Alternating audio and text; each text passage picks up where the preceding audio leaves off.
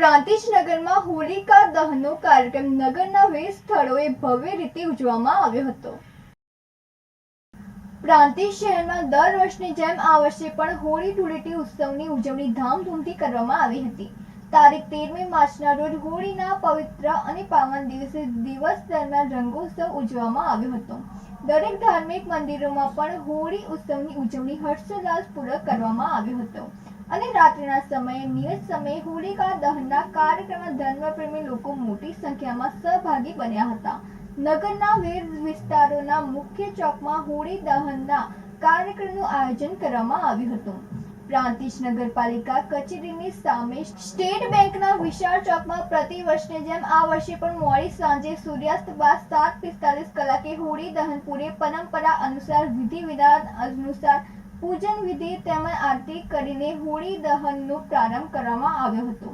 મંદિરના પૂજારી અશોકભાઈ મહારાજે શાસ્ત્રોક્ત વિધિ અનુસાર મંત્રોચ્ચાર કરીને હોળી દહન માટે આદેશ આપતા હોળી પ્રગટાવવામાં આવી। ત્યારે આ વિસ્તારના ઉત્સવ પ્રેમી યુવકોએ જોરદાર આતિશબાજી કરીને ઉત્સવનો આનંદ માણ્યો હતો। આસુરી શક્તિ ઉપર દૈવિક શક્તિ અને સત્યનો વિજય થતા ઉજવાતો આ તહેવાર ખૂબ જ ધામધૂમથી ઉજવવામાં આવે છે। પ્રણાલિકા અનુસાર નવદંપતિ તેમજ જેમના ઘરે સંતાન પ્રાપ્તિ થઈ હોય તેવા લોકોએ શ્રદ્ધાપૂર્વક હોલિકાની પ્રદક્ષિણા કરી હતી અને હોળીમાંથી શ્રીફળ, હાયડા, ખજૂર અને ધાણી પધરાવીને ધર્મપ્રેમી લોકોએ પરંપરાને ઉજાગર કરી હતી। પ્રાંતિજ શહેરમાં વિવિધ સ્થળોએ હોળી પ્રગટાવવામાં આવી હતી। નાની ભાગોળ વિસ્તારમાં ખત્રીવાસ, પટેલ સમાજની વાડી, ચોક, નાનો ઠાકોરવાસ અને મોટા ઠાકોરવાસમાં પરંપરાગત પોશાકોમાં સજ્જ બનીને ઉત્સવમાં જોડાયા હતા। જ્યારે મોટી ભાગોળમાં બજાર ચોક, દેસાઈપોળ, સોનીવાડાના નાકા, ખોડિયાર કુવા તેમજ રેલવે સ્ટેશન વિસ્તારમાં પણ હોલિકા દહનનો કાર્યક્રમ ઉજવવામાં આવ્યો હતો। આમ પ્રાંતિજ નગરમાં હોલિકા દહનના કાર્યક્રમની ભવ્ય ઉજવણી કરવામાં આવી હતી। રમેશ મિસ્ત્રી સાથે નંદિની જોશી, સિટી ન્યૂઝ પ્રાંતિજ।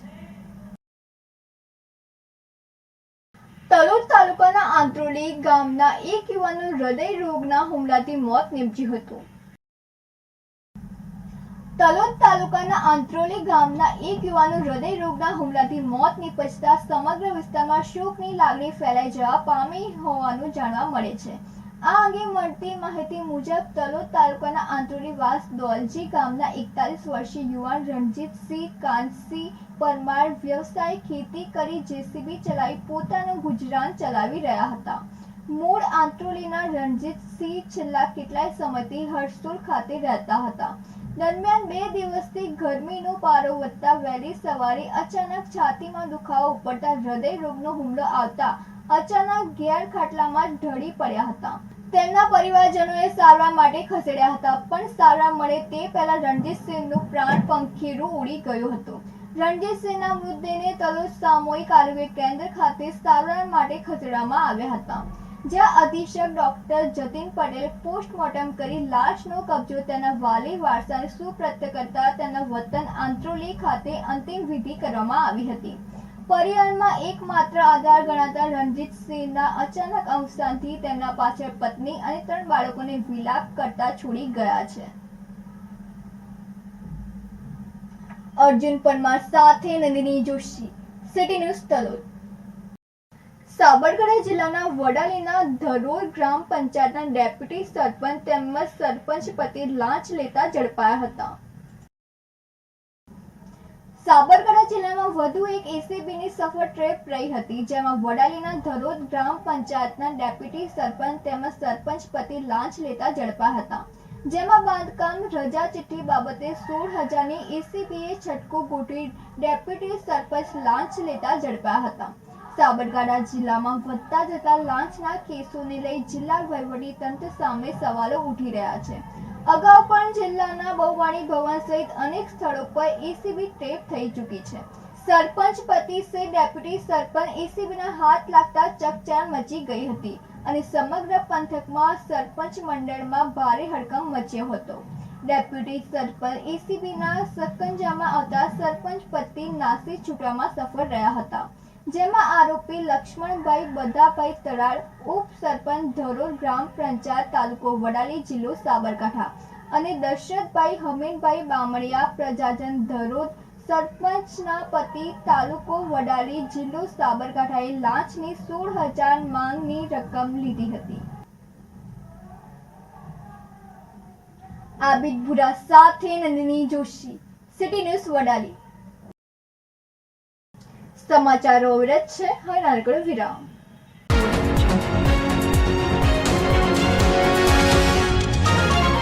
આપ જોઈ રહ્યા છો સિટી ન્યૂઝ, સત્યની સાથે.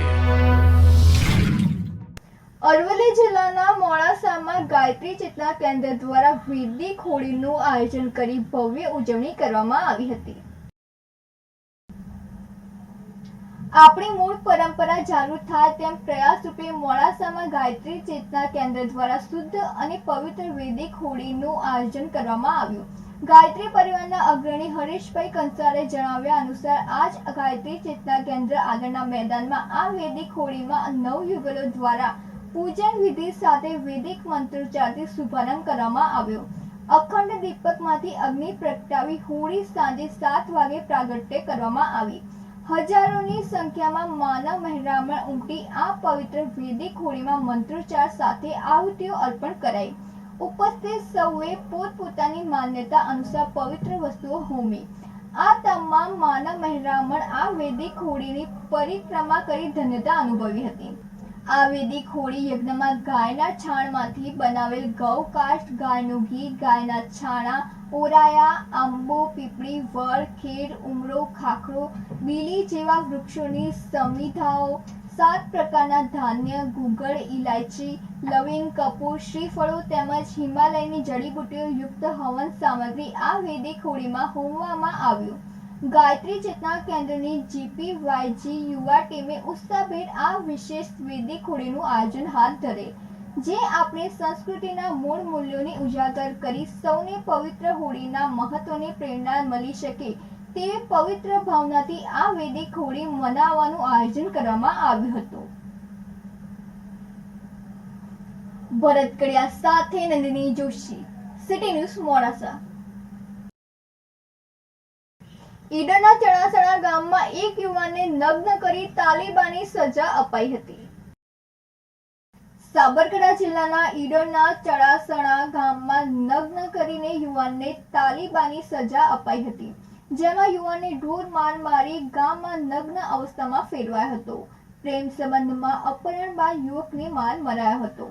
કોલ્ડ સ્ટોરેજમાંથી ઉપાડી લઈ જઈ માર મારી ગામમાં ફેરવ્યો હતો.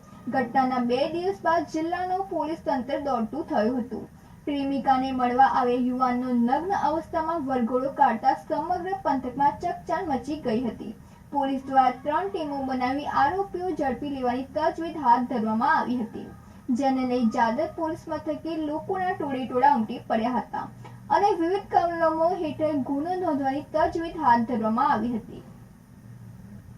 આબિદ ભુરા સાથે નંદિની જોશી, સિટી ન્યૂઝ ઈડર.